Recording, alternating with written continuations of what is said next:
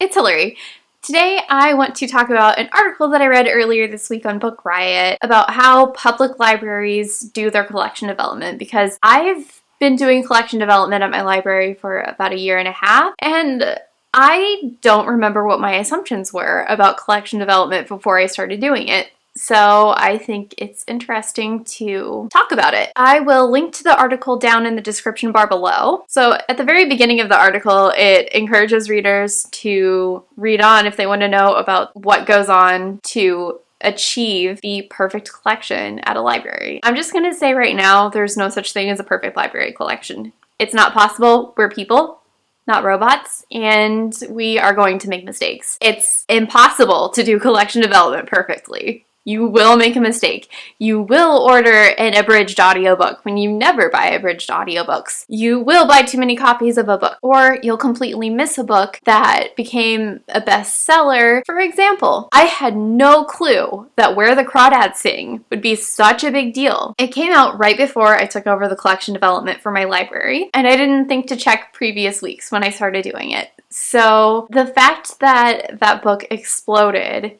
went completely under the radar for me, and we didn't end up buying it until 4 months after it was released. And let me tell you, that book has not sat on our shelves. Central to public library collection development is philosophy. It goes on to discuss Melvin Dewey and how it was his belief that the library's purpose was to better people. It's not inherently wrong to encourage self-improvement. His idea was that you fill the library with educational and religious materials, and the public librarians of that day went with stuff that was more popular and more likely to be checked out. There have been plenty of examples of librarians choosing not to purchase something just because they personally don't like it, and usually when they do that, it gets bad. Whether they think that something doesn't have literary merit or it just has something that they personally disagree with. That's not our job. It is our job to make sure that we're aware of our biases and to fight against those so we can make sure that we reach a wide audience. I've actually had discussions with people who do collection development, and they've told me that they won't buy books that have LGBTQ content. That's not okay. You can't just choose to ignore that entire demographic because you personally think that it's shameful.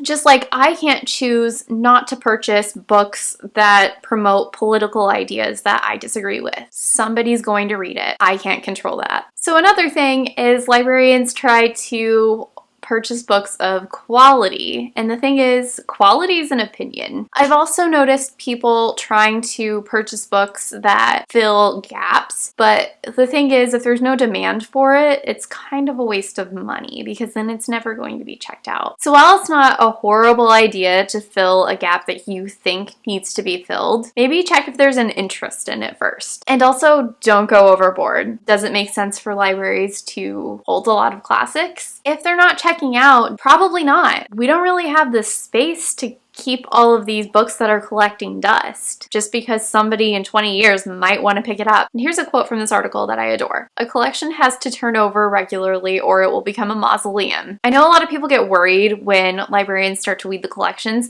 but trust me, it's really good because we're just getting out the books that are either in terrible condition so nobody wants to touch them, or they're so obsolete that nobody wants to touch them, or in general, nobody wants them. We're trying to make room for books that you want to read. If there's a nonfiction book about the planets that still talks about Pluto, I'm sorry, the information's a little obsolete. We really don't need to be hanging on to it. And another thing is, a lot of libraries have collection development policies, so we're purchasing and discarding books based on guidelines that have already been set. It's just that occasionally things get a little out of hand and people put too much of themselves in the collection. Something else that I've ran into is a lot of people who do collection development seem to take ownership of that collection.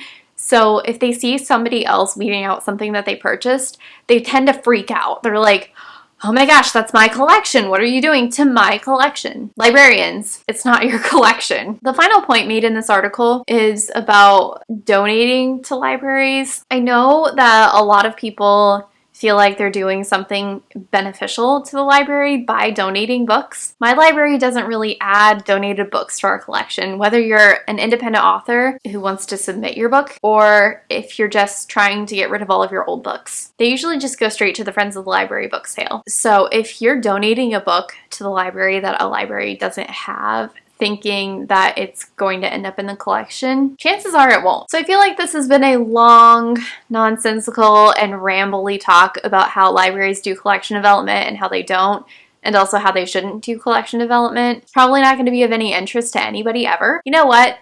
Just go ahead and read the article that I'm talking about. It's called Public Library Collection Development Secrets Revealed by Anna Gooding Call. Like I said before, it'll be linked in the description bar. Thank you for watching. Please be sure to like, comment, and subscribe if you're into that sort of thing, and have a good day. Bye.